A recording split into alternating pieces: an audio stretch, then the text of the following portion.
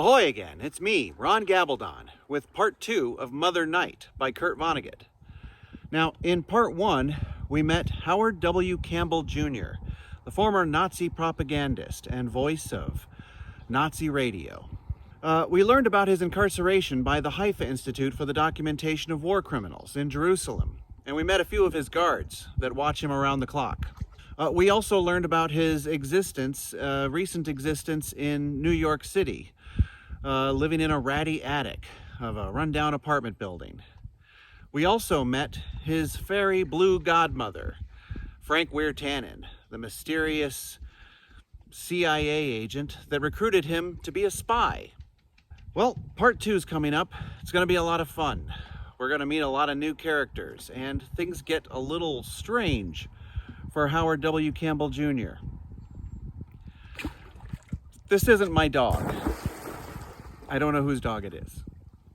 Enjoy! Mother Night by Kurt Vonnegut. Part 2. Chapters 10 through 18. Read by Ron Gabaldon. Chapter 10. Romance. My wife never knew I was a spy. I would have lost nothing by telling her. My telling her wouldn't have made her love me less. My telling her wouldn't have put me in any danger. It would simply have made my heavenly Helga's world, which was already something to make the Book of Revelation seem pedestrian. The war was enough without that. My Helga believed that I meant the nutty things I said on the radio, said at parties. We were always going to parties. We were a very popular couple, gay and patriotic. People used to tell us that we cheered them up, made them want to go on. And Helga didn't go through the war simply looking decorative either. She entertained the troops, often within the sound of enemy guns. Enemy guns? Somebody's guns, anyway. That was how I lost her. She was entertaining troops in the Crimea, and the Russians took the Crimea back. My Helga was presumed dead. After the war, I paid a good deal of my money to a private detective agency in West Berlin to trace the wispiest word of her. Results? 0. My standing offer to the agency, unclaimed, was a prize of $10,000 for clear proof that my Helga was either alive or dead. Hi-ho. My Helga believed I meant the things I said about the races of man and the machines of history, and I was grateful. No matter what I was really, no matter what I meant, uncritical love was what I needed, and my Helga was the angel who gave it to me. Copiously. No young person on earth is so excellent in all respects as to need no uncritical love. Good Lord! As youngsters play their parts in political tragedies with casts of billions, uncritical love is the only real treasure they can look for. Das Reich der Zwei, the nation of two, my Helga and I had, its territory, the territory we defended so jealously, didn't go much beyond the bounds of our great double bed. Flat, tufted, springy little country, with my Helga and me for mountains. And with nothing in my life making sense but love, what a student of geography I was. What a map I could draw for a tourist a micron high, a submicroscopic Wandervogel, bicycling between a mole and a curly golden hair on either side of my Helga's belly button. If this image is in bad taste, God help me. Everybody is supposed to play games for mental health. I have simply described the game, an adult interpretation of this little piggy that was ours. Oh, how we clung, my Helga and I. How mindlessly we clung. We didn't listen to each other's words. We heard only the melodies in our own voices. The things we listened for carried no more intelligence than the purrs and growls of big cats. If we had listened for more, had thought about what we heard, what a nauseated couple we would have been. Away from the sovereign territory of our nation of two, we talked like the patriotic lunatics all around us. But it did not count. Only one thing counted: the nation of two. And when that nation ceased to be, I became what I am today, and what I will always be: a stateless person. I can't say that I wasn't warned. The man who recruited me that spring day in the Tiergarten, so long ago now, that man told my fortune pretty well. To do your job right, my Blue Fairy godmother told me, you'll have to commit high treason, have to serve the enemy well. You won't ever be forgiven for that, because there isn't any legal device by which you can be forgiven. The most that will be done for you, he said, is that your neck will be saved. But there will be no magic time when you will be cleared, when America will call you out of hiding with a cheerful, "Ollie, ollie, oxen free." Chapter 11. War Surplus. My mother and father died. Some say they died of broken hearts. They died in their middle 60s at any rate, when hearts break easily. They did not live to see the end of the war, nor did they ever see their beamish boy again. They did not disinherit me, though they must have been bitterly tempted to do so. They bequeathed to Howard W. Campbell Jr., the notorious anti-Semite, turncoat, and radio star, stocks, real estate, cash, and personal property which were, in 1945, at the time of probate, worth $48,000. That boodle, through growth and inflation, has come to be worth 4 times that much now, giving me an unearned income of $7,000 a year. Say what you like about me, I have never touched my principal. During my post-war years as an odd duck and recluse in Greenwich Village, I lived on about $4 a day, rent included, and I even had a television set.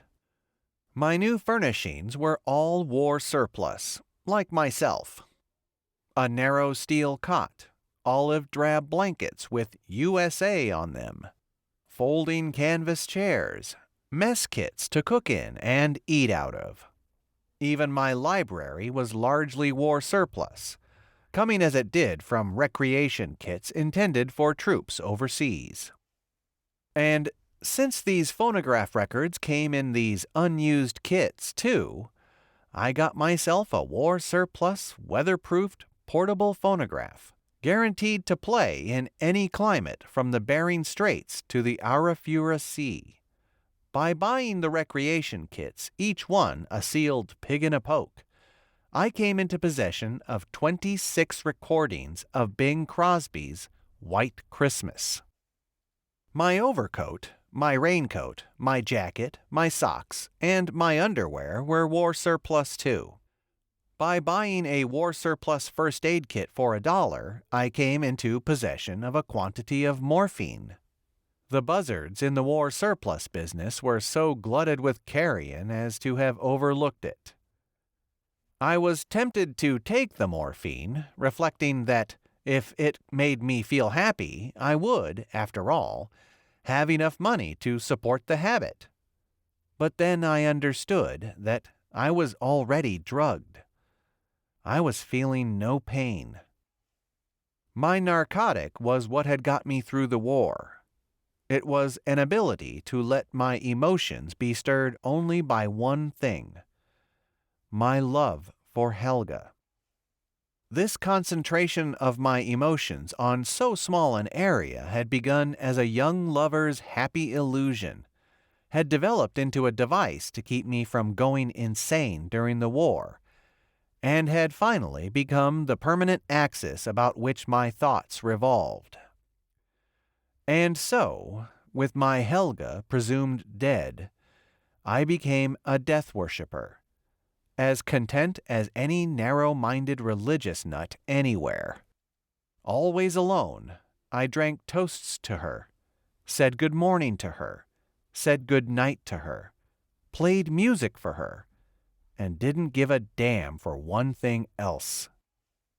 And then, one day, in 1958, after 13 years of living like that, I bought a war surplus wood carving set. It was surplus not from the Second World War, but from the Korean War. It cost me $3.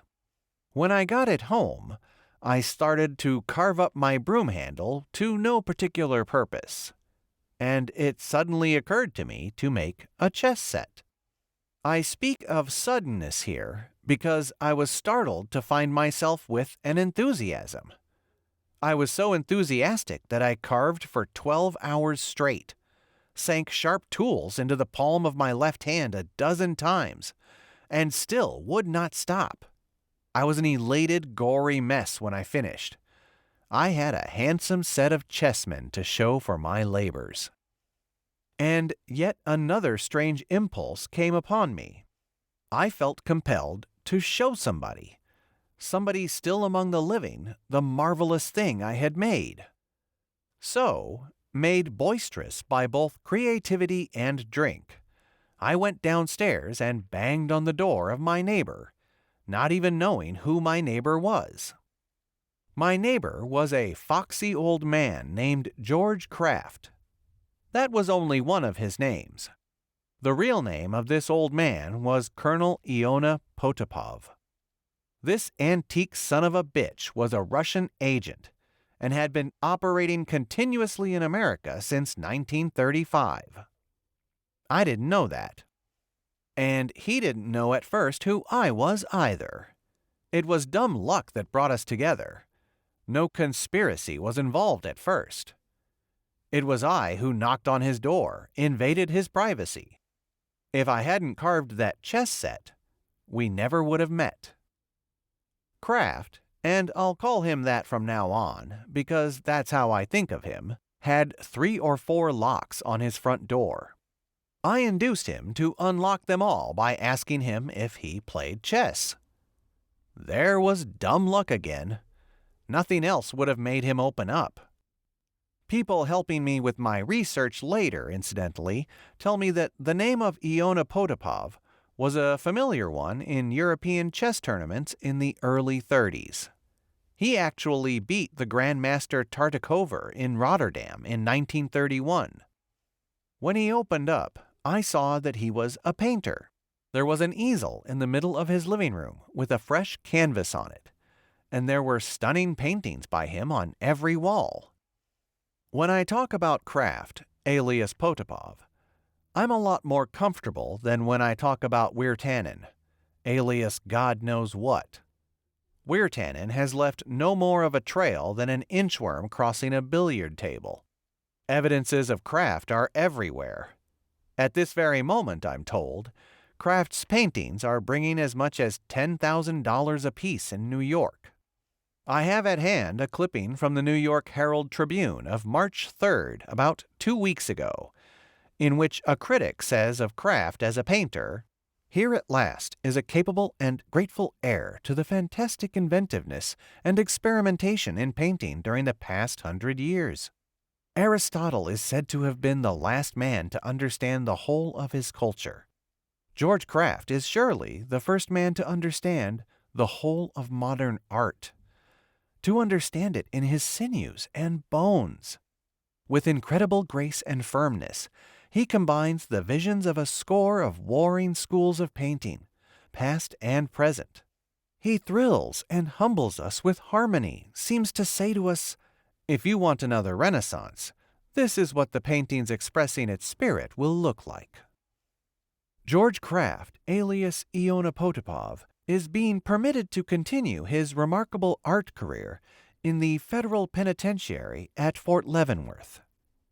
we all might well reflect, along, no doubt, with Krafft Potapov himself, on how summarily his career would have been crushed in a prison in his native Russia. Well, when Krafft opened his door for me, I knew his paintings were good. I didn't know they were that good. I suspect that the review above was written by a pansy full of Brandy Alexanders. I didn't know I had a painter living underneath me, I said to Krafft. Maybe you don't have one, he said. Marvelous paintings, I said. Where do you exhibit? I never have, he said. You'd make a fortune if you did, I said. You're nice to say so, he said, but I started painting too late. He then told me what was supposed to be the story of his life. None of it true.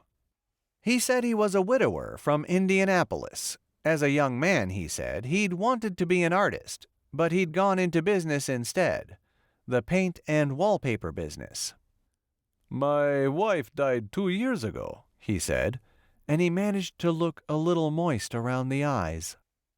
He had a wife, all right, but not underground in Indianapolis. He had a very live wife named Tanya in Borissoglebsk. He hadn't seen her for 25 years. When she died, he said to me, I found my spirit wanted to choose between only 2 things, suicide or the dreams I had in my youth. I am an old fool who borrowed the dreams of a young fool. I bought myself some canvas and paint and came to Greenwich Village. No children? I said. None, he said sadly. He actually had 3 children and 9 grandchildren. His oldest son, Ilya, is a famous rocket expert. The only relative I've got in this world is art, he said, and I am the poorest relative art ever had. He didn't mean he was impoverished. He meant he was a bad painter.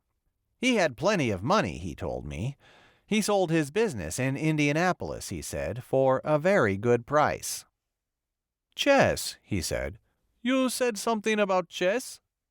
I had the chessmen I'd whittled in a shoebox. I showed them to him. I just made these, I said, and now I've got a terrific yen to play with them. Pride yourself on your game, do you? He said. I haven't played for a good while, I said. Almost all the chess I'd played had been with Werner Noth, my father-in-law, the chief of police of Berlin. I used to beat Noth pretty consistently on Sunday afternoons when my Helga and I went calling on him. The only tournament I ever played in was an intramural thing in the German Ministry for Popular Enlightenment and Propaganda. I finished 11th in a field of 65. In ping-pong, I did a good deal better. I was ping-pong champion of the ministry for 4 years running, singles and doubles. My doubles partner was Heinz Schildknecht, an expert at propagandizing Australians and New Zealanders. One time, Heinz and I took on a doubles team composed of Reichsleiter Goebbels and Oberdienstleiter Karl Hedderich. We sat them down 21-2, 21-1, 21-0. History often goes hand in hand with sports. Krafft had a chessboard. We set up my men on it, and we began to play. And the thick, bristly, olive-drab cocoon I had built for myself was frayed a little, was weakened enough to let some pale light in. I enjoyed the game, was able to come up with enough intuitively interesting moves to give my new friend entertainment while he beat me.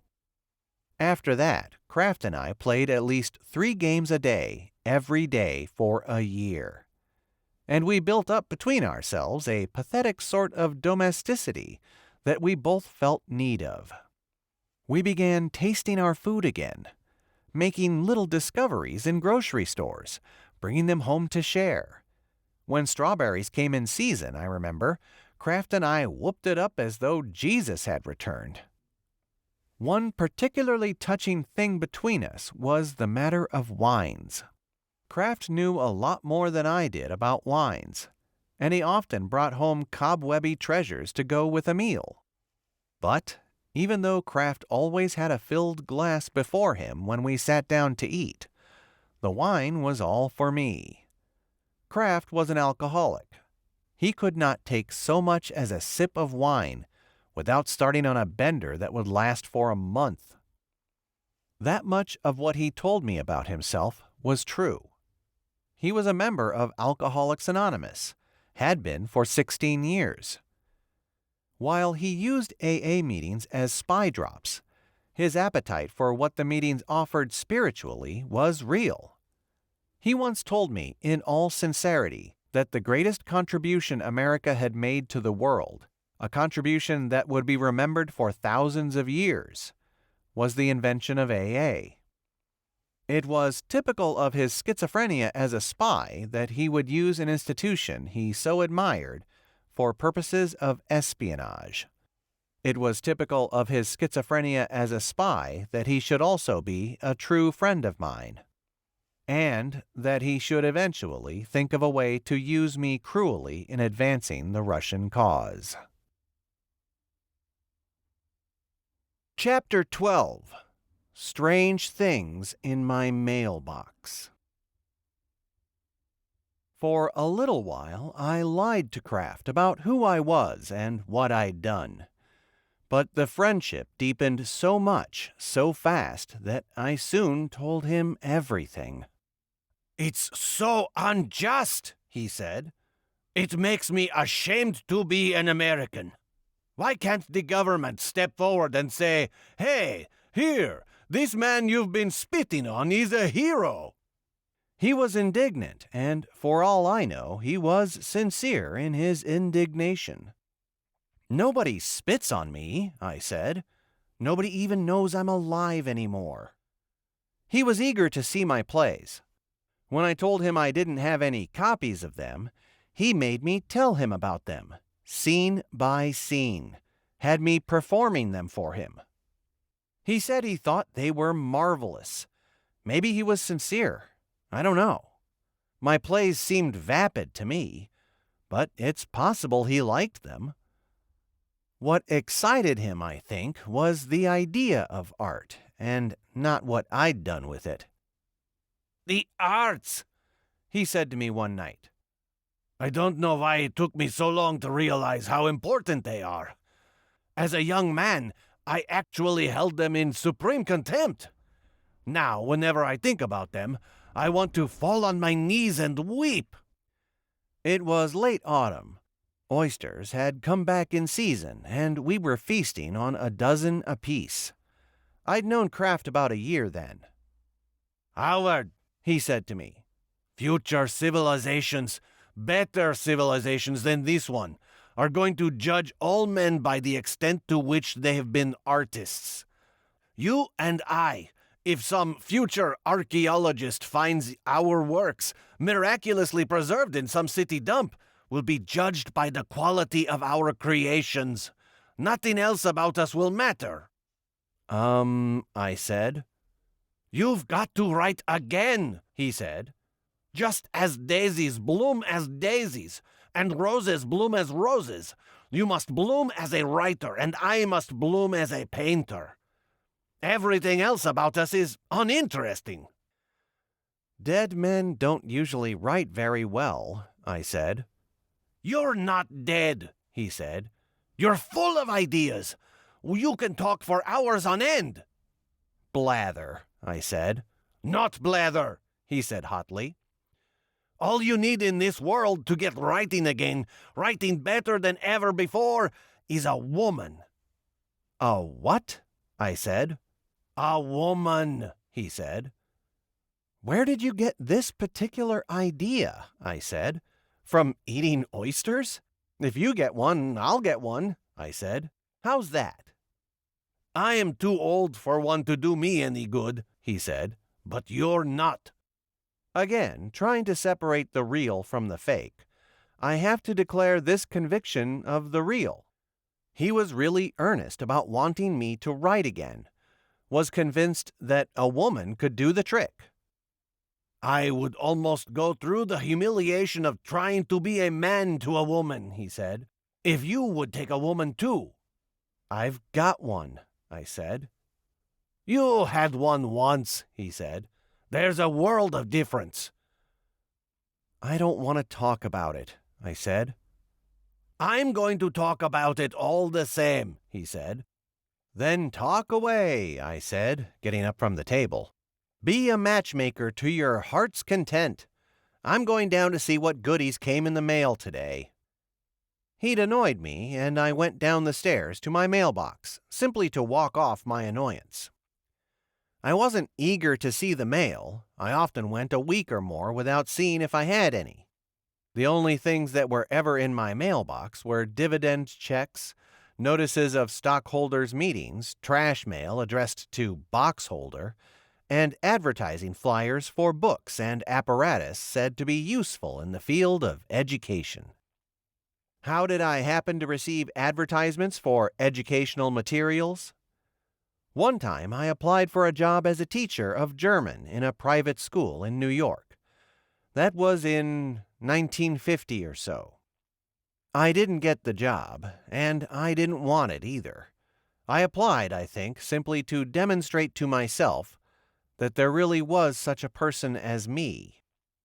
The application form I filled out was necessarily full of lies, was such a fabric of mendacity that the school did not even bother to tell me that I was unacceptable. Be that as it may, my name somehow found its way onto a list of those supposedly in teaching. Thereafter, flyers without end flew in. I opened my mailbox on an accumulation of 3 or 4 days. There was a check from Coca-Cola, a notice of a General Motors stockholders meeting, a request from Standard Oil of New Jersey that I approve a new stock option plan for my executives, and an ad for an 8-pound weight disguised to look like a school book. The object of the weight was to give school children something to exercise with in between classes.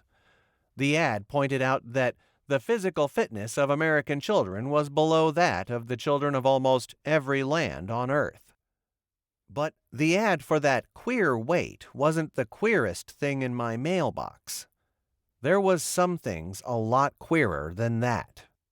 One was from the Francis X. Donovan Post of the American Legion in Brookline, Massachusetts. A letter in a legal-sized envelope. Another was a tiny newspaper rolled tight and mailed from Grand Central Station. I opened the newspaper first, found it to be the White Christian Minuteman, a scabrous, illiterate, anti-Semitic, anti-Negro, anti-Catholic hate sheet, published by the Reverend Dr. Lionel J.D. Jones, DDS. "Supreme Court," said the biggest headline, "demands U.S. be mongrel." The second biggest headline said, "Red Cross gives whites Negro blood." These headlines could hardly startle me. They were, after all, the sort of thing I had said for a living in Germany. Even closer to the spirit of the old Howard W. Campbell Jr., actually, was the headline of a small story in one corner of the front page, a story titled, "International Jewry Only Winners of World War II." I now opened the letter from the American Legion Post. It said, "Dear Howard, I was very surprised and disappointed to hear you weren't dead yet. When I think of all the good people who died in World War II, and then I think that you're still alive and living in the country you betrayed, it makes me want to throw up. You will be happy to know that our post resolved unanimously last night to demand that you either get hanged by the neck until dead or get deported back to Germany, which is the country you love so much. Now that I know where you are, I will be paying you a call real soon. It will be nice to talk over old times. When you go to sleep tonight, you smelly rat, I hope you dream of the concentration camp at Ohrdruf. I should have pushed you into a lime pit when I had the chance. Very, very truly yours, Bernard B. O'Hare, Post-Americanism Chairman. Carbon copies to J. Edgar Hoover, FBI, Washington, D.C., Director, Central Intelligence Agency, Washington, D.C., Editor, Time, New York City, Editor, Newsweek, New York City, Editor, Infantry Journal, Washington, D.C., Editor, The Legion Magazine, Indianapolis, Indiana, Chief Investigator, House Un-American Activities Committee, Washington, D.C., Editor, The White Christian Minuteman, 395 Bleecker Street, New York City. Bernard B. O'Hare, of course, was the young man who had captured me at the end of the war, who had frog-walked me through the death camp at Ohrdruf, who had joined me in a memorable photo on the cover of Life. When I found the letter from him in my mailbox in Greenwich Village, I was puzzled as to how he'd found out where I was. I leafed through the White Christian Minuteman, found out O'Hare wasn't the only person who had rediscovered Howard W. Campbell Jr. On page 3 of the Minuteman, under a headline that read simply, "American Tragedy," was the brief tale. Howard W. Campbell Jr., a great writer and one of the most fearless patriots in American history, now lives in poverty and loneliness in the attic of 27 Bethune Street. Such is the fate of thinking men brave enough to tell the truth about the conspiracy of international Jewish bankers and international Jewish communists, who will not rest until the bloodstream of every American is hopelessly polluted with Negro and/or Oriental blood. Chapter 13. The Reverend Dr. Lionel Jason David Jones, DDS, DD. I am indebted to the Haifa Institute for the Documentation of War Criminals for the source material that makes it possible for me to include in this account a biography of Dr. Jones, publisher of the White Christian Minuteman. Jones, though subject to no prosecution as a war criminal, has a very fat dossier. Leafing through that treasure house of souvenirs, I find these things to be true. The Reverend Dr. Lionel Jason David Jones, DDS-DD, was born in Haverhill, Massachusetts in 1889, was raised as a Methodist. He was the youngest son of a dentist, the grandson of 2 dentists, brother of 2 dentists, and the brother-in-law of 3 dentists. He himself set out to be a dentist, but was expelled from the dental school of the University of Pittsburgh in 1910 for what would now be diagnosed, most likely, as paranoia. In 1910, he was dismissed for simple scholastic failure. The syndrome of his failure was anything but simple. His examination papers were quite probably the longest such papers ever written in the history of dental education, and probably the most irrelevant as well. They began, sanely enough, with whatever subject the examination required Jones to discuss. But, regardless of that subject, Jones managed to go from it to a theory that was all his own, that the teeth of Jews and Negroes proved beyond question that both groups were degenerate. His dental work was of a high order, so the faculty hoped to see him outgrow his political interpretations of teeth. But his case grew worse, until his examinations became frantic pamphlets, warning all Protestant Anglo-Saxons to unite against Jewish Negro domination. When Jones began to detect proof of degeneracy in the teeth of Catholics and Unitarians, and when 5 loaded pistols and a bayonet were found under his mattress, Jones was finally given the old heave-ho. Jones' parents disowned him, which is something my parents never quite did to me. Penniless, Jones found work as an apprentice embalmer in the Scharf Brothers Funeral Home in Pittsburgh. He became manager of the home within 2 years. A year after that, he married the widowed owner, Hattie Scharf. Hattie was 58 at the time, and Jones was 24. The many investigators into Jones' life, unfriendly investigators almost to a man, have been found to conclude that Jones really loved his Hattie. The marriage, which endured until the death of Hattie in 1928, was a happy one. In fact, it was so happy, so whole, so self-sufficient a nation of two, that Jones did almost nothing during that time by way of alerting the Anglo-Saxons.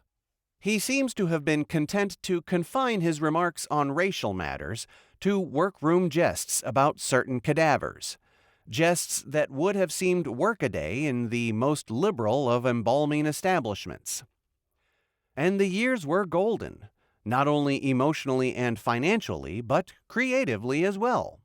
Working with a chemist named Dr. Lomar Horthy, Jones developed Vivarine, an embalming fluid, and Gingiva True, a wonderfully like gum-simulating substance for false teeth. When Jones' wife died, Jones felt the need to be reborn. He was reborn, a thing he had been latently all along. Jones became the sort of racial agitator who is spoken of as having crawled out from under a rock.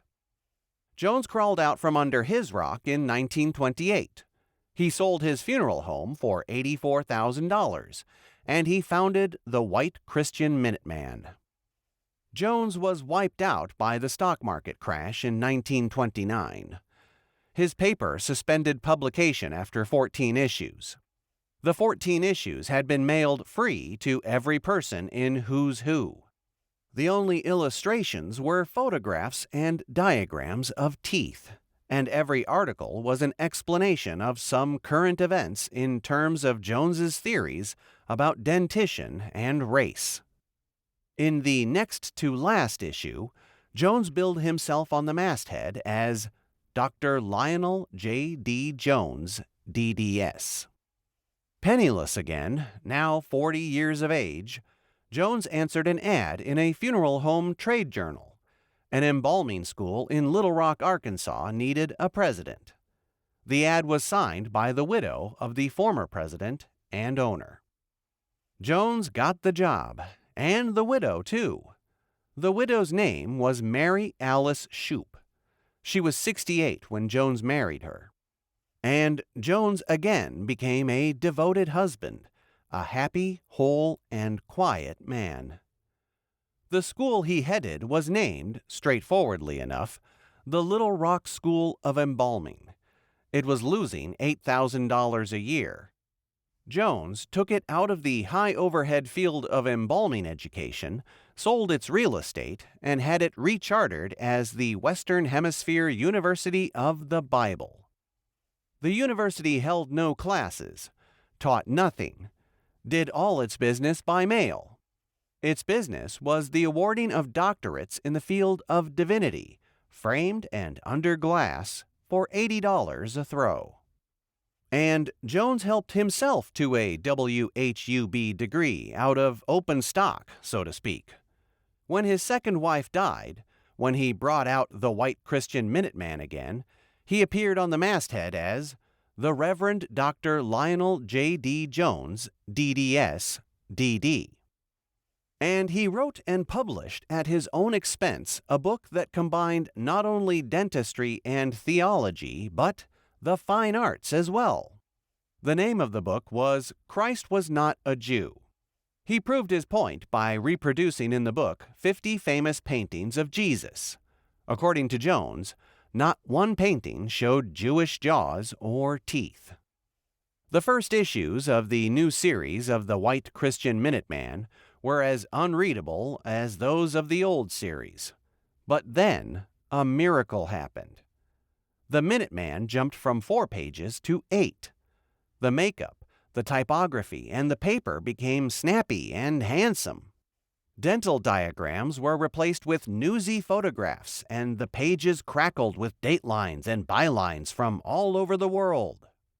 The explanation was simple and obvious.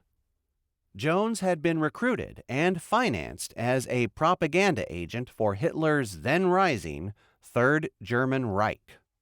Jones's news, photographs, cartoons, and editorials were coming straight from the Nazi propaganda mills in Erfurt, Germany. It is quite possible, incidentally, that much of his more scurrilous material was written by me. Jones continued as a German propaganda agent even after the United States of America entered the Second World War. He wasn't arrested until July in 1942, when he was indicted with 27 others for conspiring to destroy the morale and faith and confidence of the members of the military and naval forces of the United States and the people of the United States in their public officials and Republican form of government, conspiring to seize upon and use and misuse the right of freedom of speech and of the press to spread their disloyal doctrines, intending and believing that any nation allowing its people the right of freedom of speech is powerless to defend itself against enemies masquerading as patriotic, and seeking to obstruct, impede, break down, and destroy the proper functioning of its Republican form of government under the guise of honest criticism, conspiring to render the government of the United States bereft of the faith and confidence of the members of the military and naval forces, and of the people, and thereby render that government powerless to defend the nation or the people against armed attack from without or treachery from within. Jones was convicted. He was sentenced to 14 years, served 8. When he was freed from Atlanta in 1950, he was a wealthy man. Vivarine, his embalming fluid, and gingiva true, his counterfeit gum substance for false teeth, had both come to dominate their respective markets. In 1955, he resumed publication of the White Christian Minuteman. 5 years after that, a lively elder statesman of 71, an alert old man with no regrets, the Reverend Dr. Lionel J.D. Jones, DDS, DD, paid me a call. Why should I have honored him with such a full-dress biography? In order to contrast with myself, a race-baiter, who is ignorant and insane. I am neither ignorant nor insane. Those whose orders I carried out in Germany were as ignorant and insane as Dr. Jones. I knew it. God help me. I carried out their instructions anyway. Chapter 14. View Down a Stairwell. Jones paid me a call a week after I found out how upsetting the contents of my mailbox had become. I tried to call on him first. He published his vile newspaper only a few blocks away from my attic, and I went there to beg him to retract the story. He was not in. When I got home, there was plenty of new mail in my mailbox, almost all of it from subscribers to the White Christian Minuteman. The common theme was that I was not alone, was not friendless. A woman in Mount Vernon, New York, told me that there was a throne in heaven for me. A man in Norfolk said I was the new Patrick Henry. A woman in St. Paul sent me $2 to continue my good work. She apologized. She said that was all the money she had. A man in Bartlesville, Oklahoma asked me why I didn't get out of Jew York and come live in God's country. I didn't have any idea how Jones had found out about me. Kraft claimed to be mystified too. He wasn't really mystified. He had written to Jones as an anonymous fellow patriot, telling him the glad news that I was alive. He had also asked that Jones send a complimentary copy of his great paper to Bernard B. O'Hare of the Francis X. Donovan Post of the American Legion. Kraft had plans for me.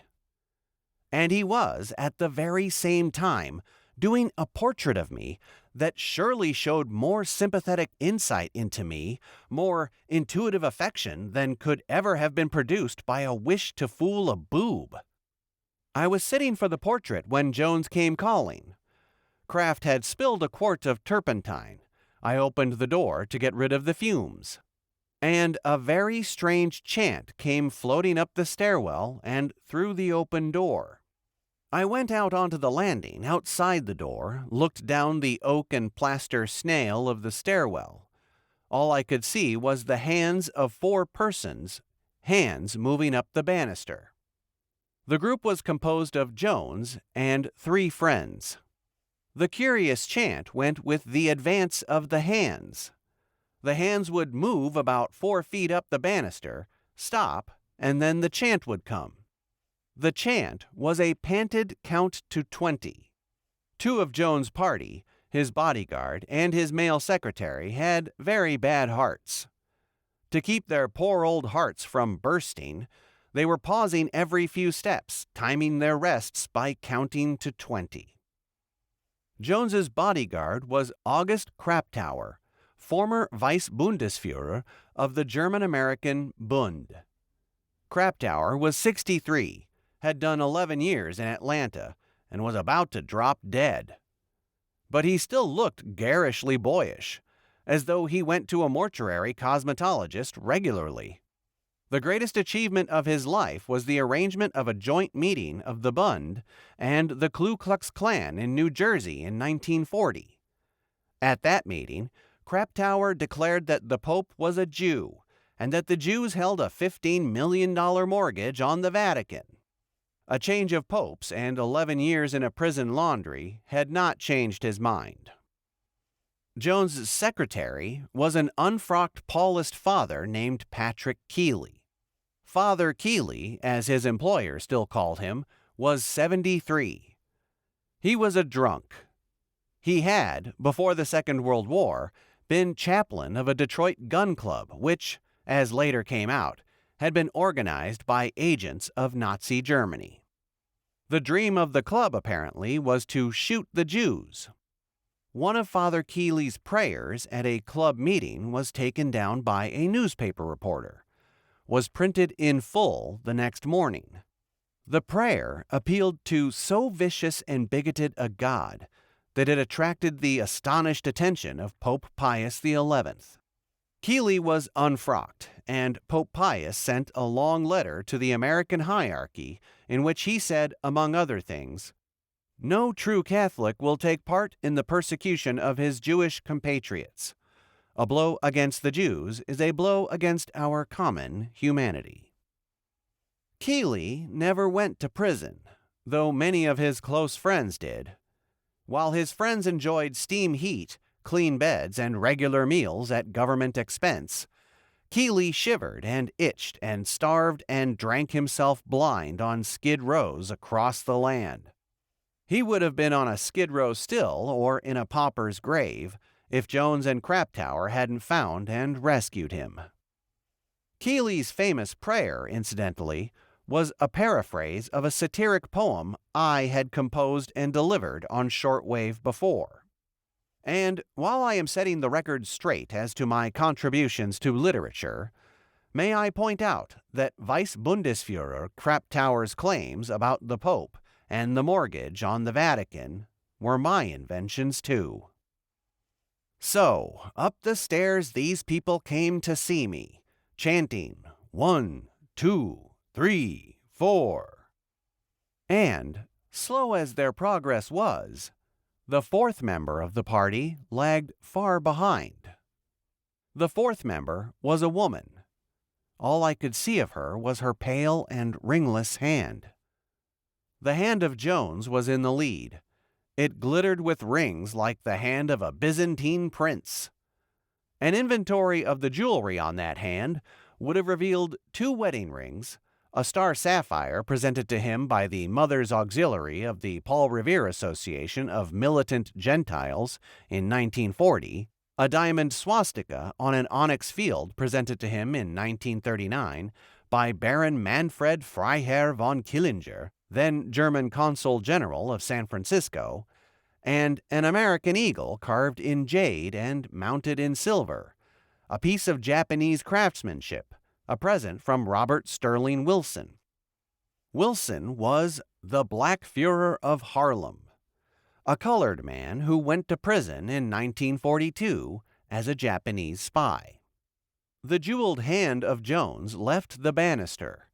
Jones cantered back down the stairs to the woman, said things to her I couldn't understand, and then he came up again, a remarkably sound-winded septuagenarian. He came face to face with me, and he smiled, showing me snow-white teeth set in gingiva true. "Campbell?" he said, only a little out of breath. "Yes," I said. "My name is Dr. Jones. I have a surprise for you," he said. "I've already seen your paper," I said. "No, not the paper," he said. "A bigger surprise than that." Father Keeley and Vice Bundesfuhrer Kraptauer now came into view, wheezing, counting to 20 in shattered whispers. "An even bigger surprise," I said, preparing to square him away so savagely that he would never think of me as one of his own kind again. "The woman I've brought with me," he said. "What about her?" I said. "She's your wife," he said. "I got in touch with her," said Jones, "and she begged me not to tell you about her. She insisted it had to be like this, with her just walking in without any warning." "So I could see for myself if there was still room for me in your life," said Helga.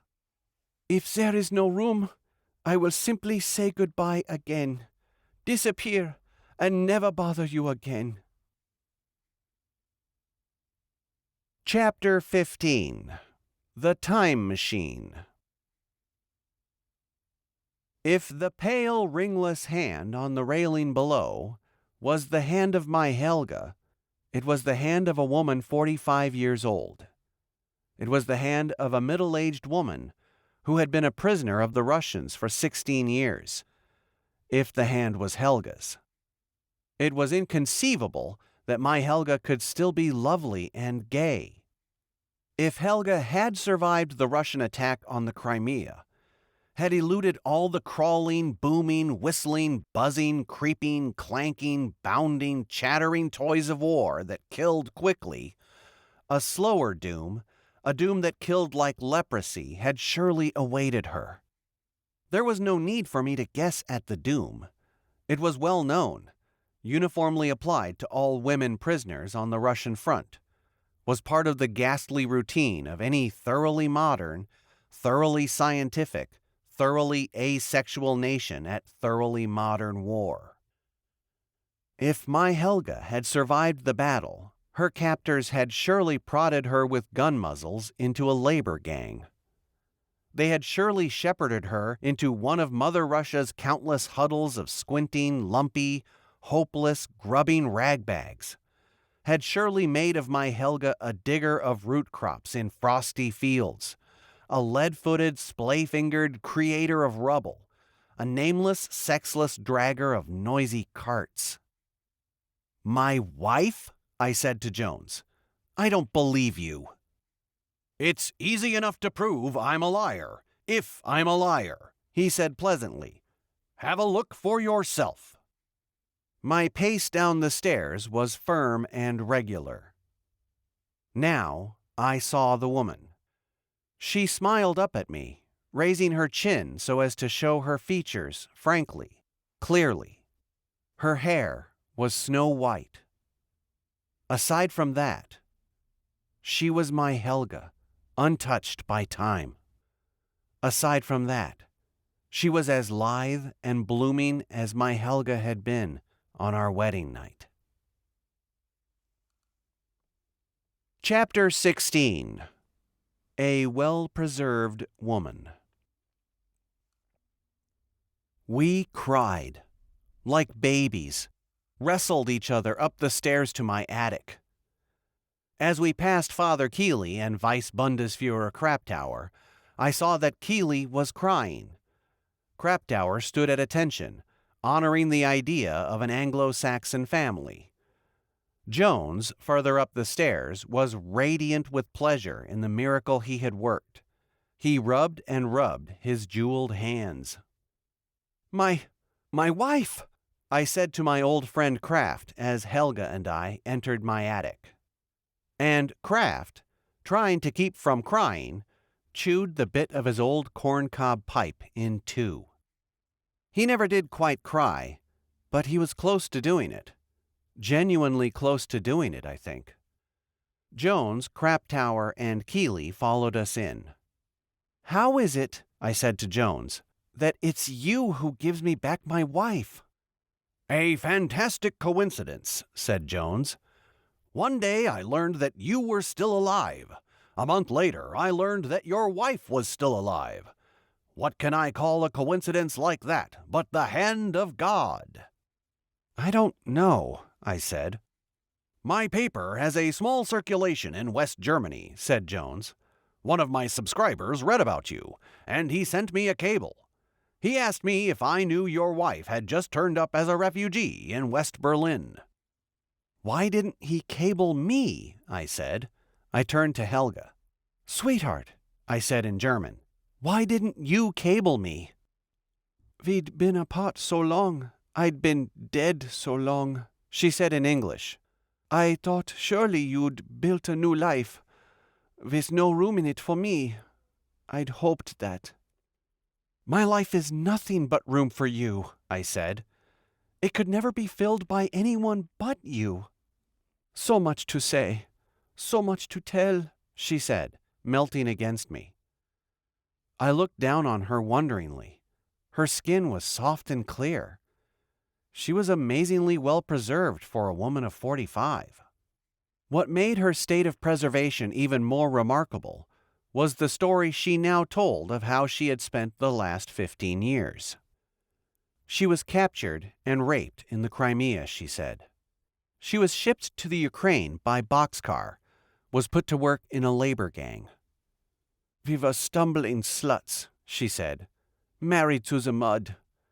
When the war was over, nobody bothered to tell us. Our tragedy was permanent. No records were kept of us anywhere. We shuffled through ruined villages aimlessly. Anyone who had a menial, pointless job to do had only to wave us down and we would do it." She separated herself from me in order to tell her yarn with larger gestures. I wandered over to my front window to listen. Listen while looking through dusty panes into the twigs of a birdless, leafless tree. Drawn crudely in the dust of 3 window panes were a swastika, a hammer and sickle, and the stars and stripes. I had drawn the 3 symbols weeks before, at the conclusion of an argument about patriotism with Kraft. I had given a hearty cheer for each symbol, demonstrating to Kraft the meaning of patriotism to, respectively, a Nazi, a communist, and an American. "Hooray! Hooray! Hooray!" I'd said. On and on Helga spun her yarn, weaving a biography on the crazy loom of modern history. She escaped from the labor gang after 2 years, she said, was caught a day later by Asiatic half-wits with submachine guns and police dogs. She spent 3 years in the prison, she said, and then she was sent to Siberia as an interpreter and file clerk in a huge prisoner of war camp. 8,000 SS men were still held captive there, though the war had been over for years. "I was there for 8 years," she said, "mercifully hypnotized by simple routines. We kept beautiful records of all those prisoners, all of those meaningless lives behind barbed wire.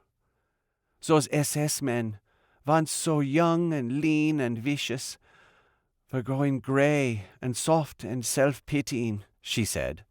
"Husbands without wives, fathers without children, shopkeepers without shops, tradesmen without trades." Thinking about the subdued SS men, Helga asked herself the riddle of the Sphinx. "What creature walks in the morning on 4 feet, at noon on 2, at evening on 3? "Man," said Helga huskily. She told of being repatriated after a fashion. She was returned not to Berlin, but to Dresden in East Germany. She was put to work in a cigarette factory, which she described in oppressive detail. One day she ran away to East Berlin, then crossed to West Berlin. Days after that, she was winging to me. "Who paid your way?" I said. "Admirers of yours," said Jones warmly. "Don't feel you have to thank them. They feel they owe you a debt of gratitude they'll never be able to repay." "For what?" I said. "For having the courage to tell the truth during the war," said Jones, "when everybody else was telling lies." Chapter 17.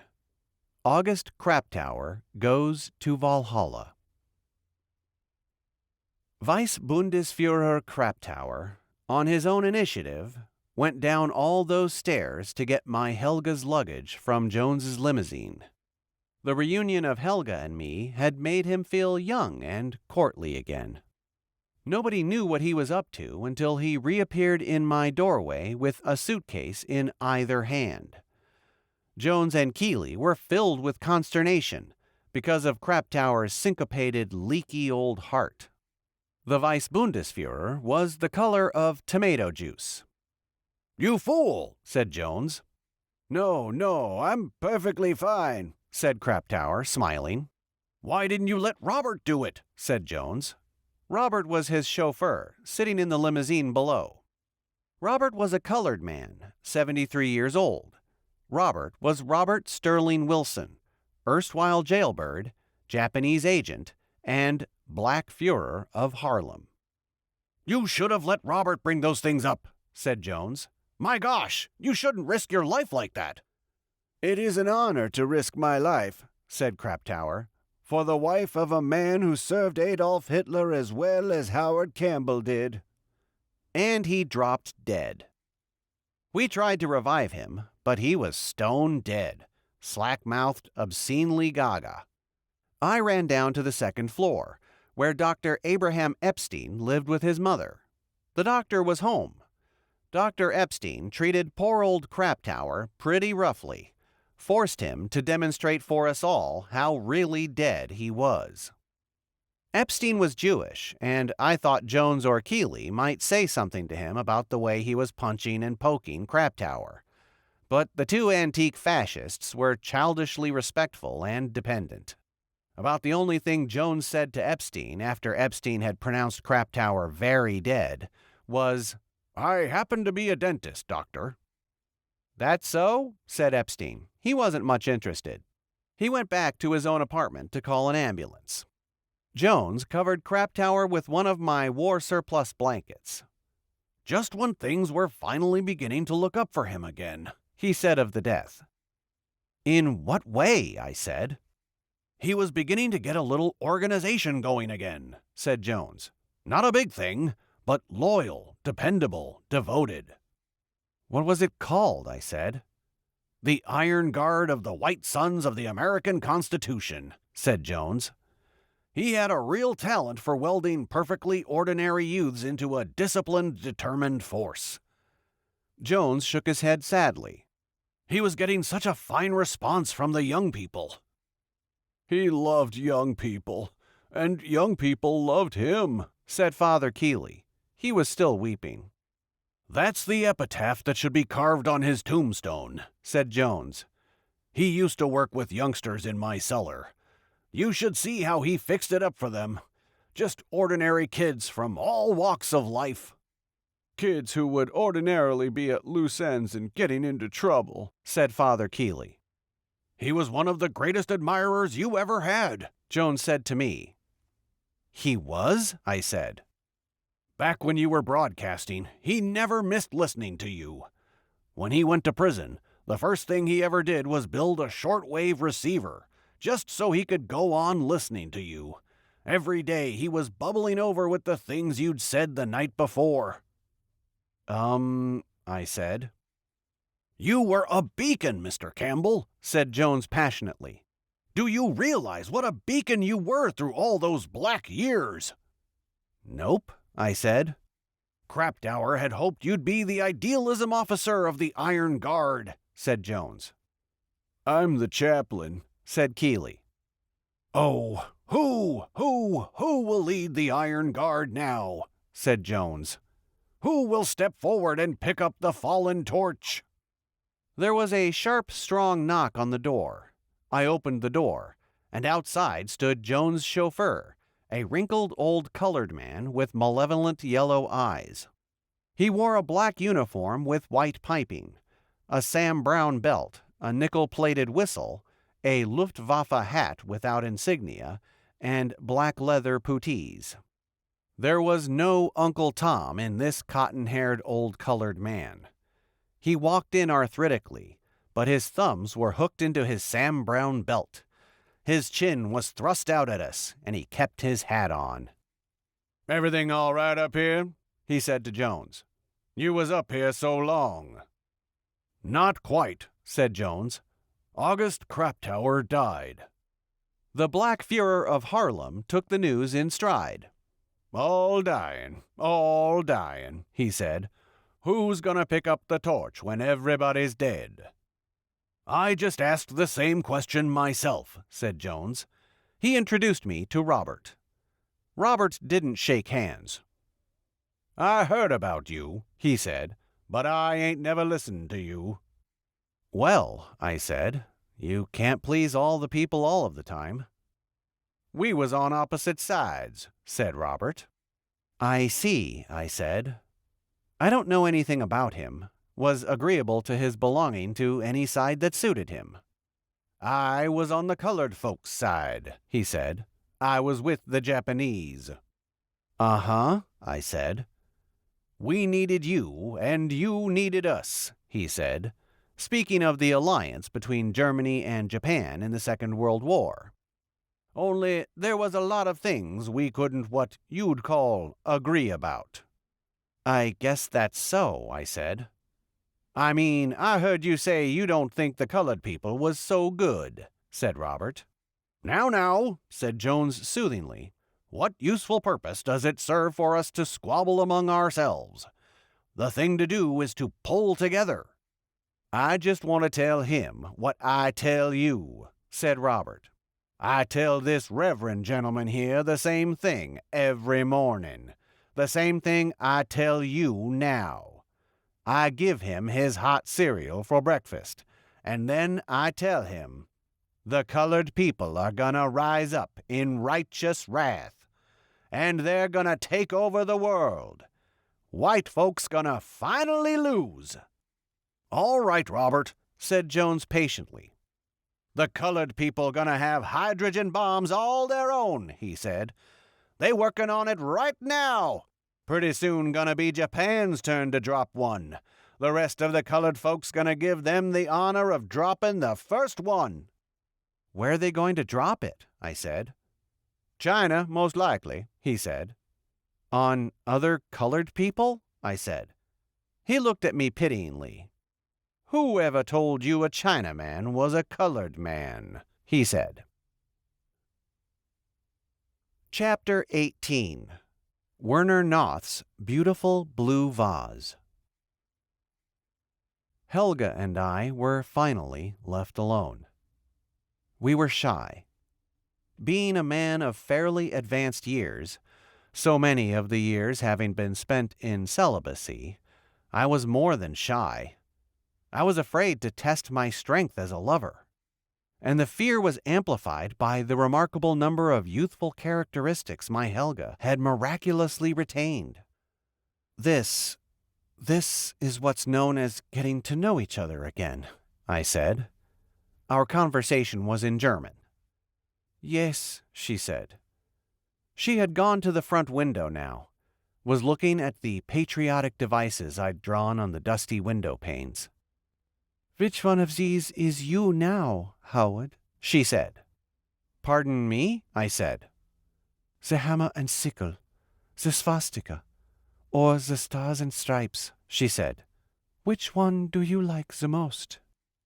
"Ask me about music," I said. What? She said. Ask me what kinds of music I like these days, I said. I have some opinions on music.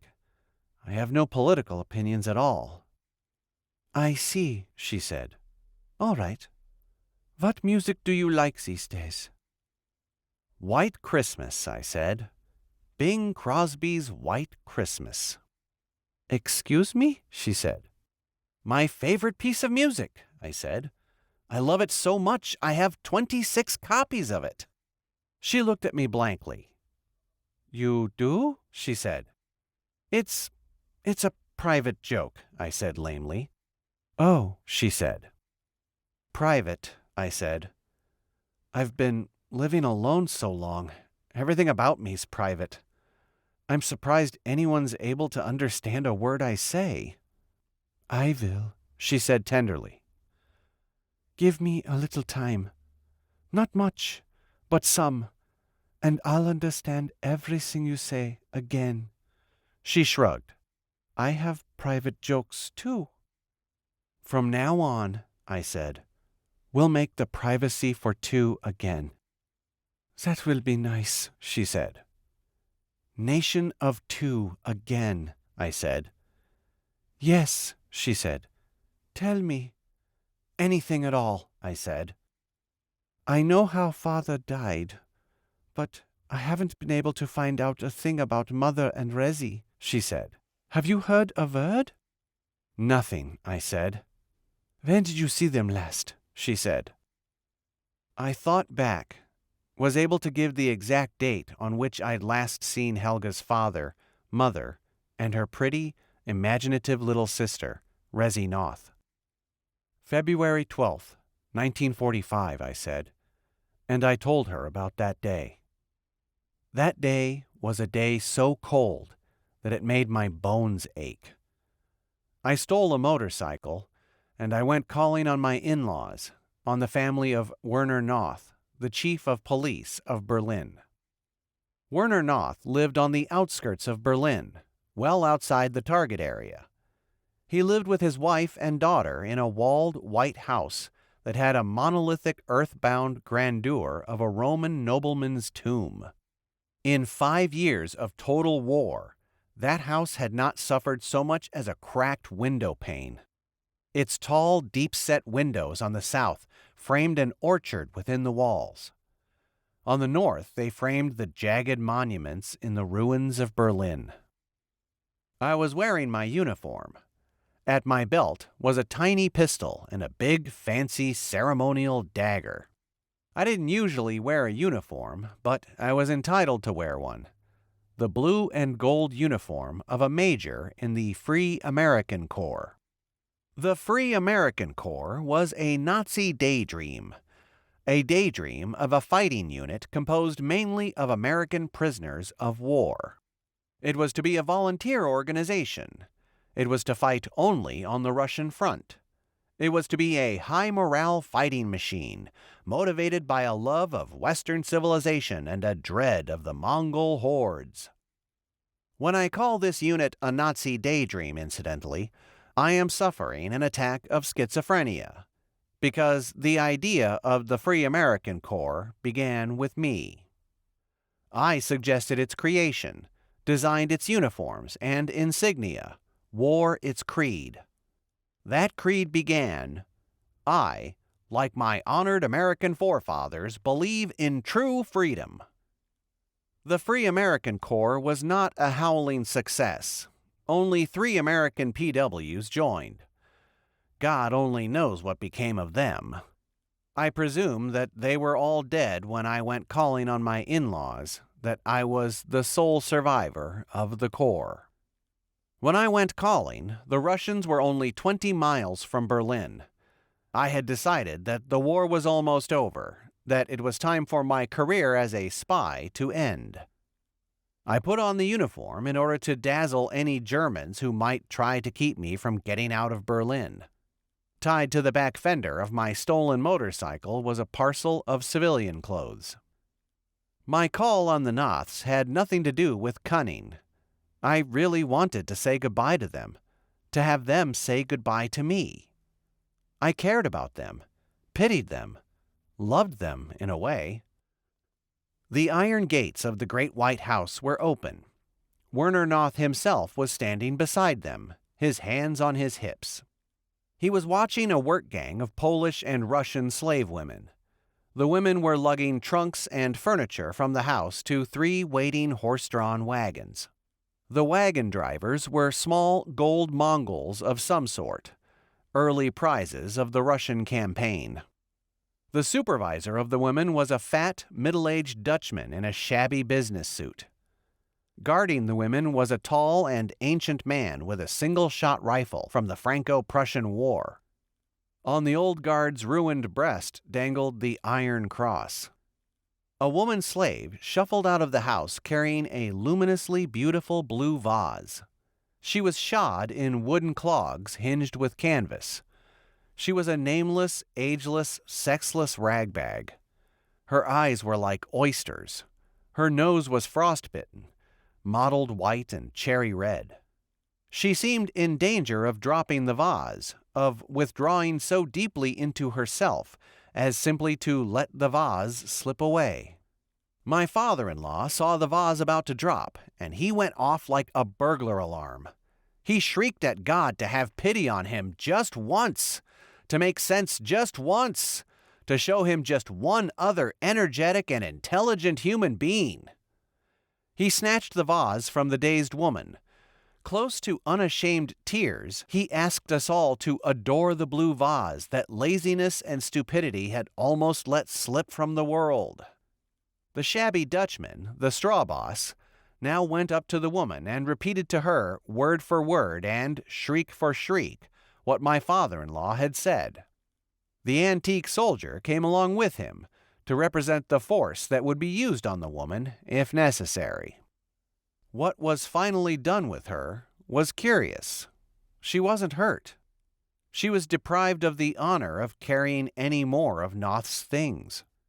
She was made to stand to one side while others continued to be trusted with treasures. Her punishment was to be made to feel like a fool. She had been given her opportunity to participate in civilization, and she had muffed it. "I've come to say goodbye," I said to Noth. "Goodbye," he said. "I am going to the front," I said. "Right over that way," he said, pointing to the east. "An easy walk from here. You should make it in a day, picking buttercups as you go."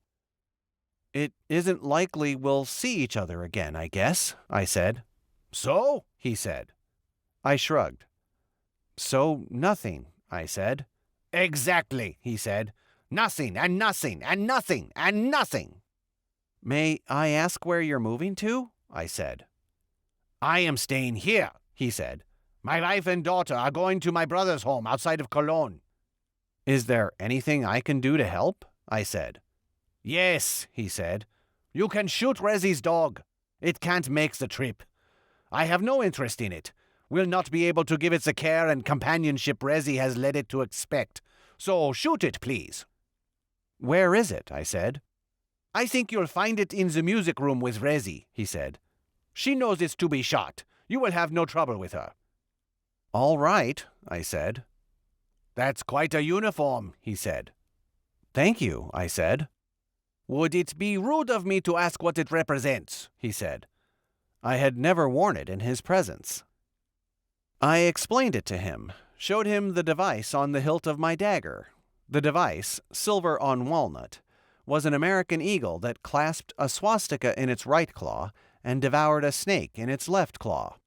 The snake was meant to represent international Jewish communism. There were 13 stars around the head of the eagle, representing the 13 original American colonies. I had made the original sketch of the device, and, since I don't draw very well, I had drawn 6-pointed stars of David rather than 5-pointed stars of the USA. The silversmith, while lavishly improving on my eagle, had reproduced my 6-pointed stars exactly. It was the stars that caught my father-in-law's fancy. "These represent the 13 Jews in Franklin Roosevelt's cabinet," he said. "That's a very funny idea," I said. "Everyone thinks the Germans have no sense of humor," he said. Germany is the most misunderstood country in the world, I said. You are one of the few outsiders who really understands us, he said. I hope that's a compliment I deserve, I said. It's a compliment you didn't come by very easily, he said. You broke my heart when you married my daughter. I wanted a German soldier for a son-in-law. Sorry, I said. You made her happy, he said. I hope so, I said. That made me hate you more, he said. Happiness has no place in war. Sorry, I said. Because I hated you so much, he said. I studied you. I listened to everything you said. I never missed a broadcast. I didn't know that, I said. No one knows everything, he said. Did you know, he said, that until this very moment, nothing would have delighted me more than to prove that you were a spy, to see you shot? No, I said. And do you know why I don't care now if you were a spy or not? He said. You could tell me now that you were a spy, when we could go on talking calmly, just as we're talking now. I would let you wander off to wherever spies go when a war is over. You know why? He said. No, I said. Because you never could have served the enemy as well as you served us, he said. I realized that almost all the ideas that I hold now that make me unashamed of anything I may have felt or done as a Nazi came not from Hitler, not from Goebbels, not from Himmler, but from you. He took my hand. You alone kept me from concluding that Germany had gone insane. He turned away from me abruptly. He went to the oyster-eyed woman who had almost dropped the blue vase. She was standing against a wall where she had been ordered to stand, was numbly playing the punished dunce. Werner Noth shook her a little, trying to arouse an atom of intelligence in her. He pointed to another woman who was carrying a hideous Chinese carved oak dog, carrying it as carefully as though it were a baby. You see? Noth said to the dunce. He wasn't intentionally tormenting the dunce. He was trying to make her, in spite of her stupidity, a better rounded, more useful human being. You see? He said again, earnestly, helpfully, pleadingly. That's the way to handle precious things.